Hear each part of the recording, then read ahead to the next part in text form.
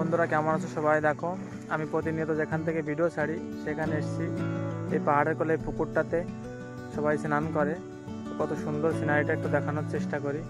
আমি blog video বানানোর জন্যই তো ইউটিউবটা খুলেছিলাম, কিন্তু ব্লগ ভিডিওতে কি বলবো, লোকের সামনে কেমন করে বলবো, লজ্জা লজ্জা লাগে বলে বলতে পারি না।